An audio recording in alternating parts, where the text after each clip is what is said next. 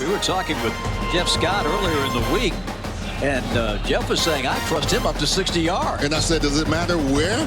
He said, no. He said he won't tell me. He said, just put it down, Coach, I'll kick it. I love that. I think the first experience that I had with kicking, Peter Guccia, who's a local soccer coach in the area, took me out to the fields and we were just kicking footballs for the very first time. And that day I hit a 50-yarder, it dinked off the crossbar and went in. And he's like, okay, you have a shot at this, so pursue it and see what you can do. And that was like the first thing that got me started, and that was back in high school. This is some of the USF Mentos that I've collected throughout my couple seasons there. This was against Memphis sophomore year. My buddy Trent and I got co-special teams player of the week. That's the game that I made 4 consecutive field goals over 40 yards. So that was a really cool memory. For last year, I got AAC All-Conference. So that was a cool little trophy. This is my favorite jersey that I've ever worn. This was from freshman year. And it was when we got the really cool black jerseys and the material was awesome.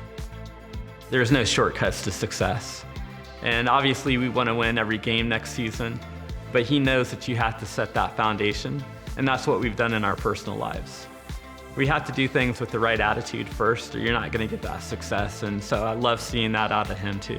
Spencer Shrader, he's 4 for 4 tonight, and it's now a 2-touchdown lead once again for USF.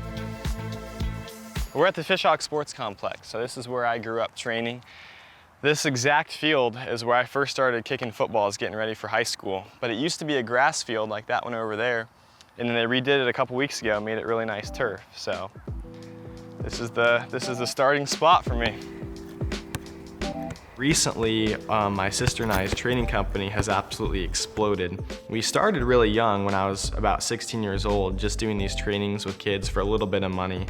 And then when I was playing football at USF, Sophie over one summer just blew up the company like crazy. So I started my private training company the summer of COVID. At that point, I just started private training some of the local kids in the area.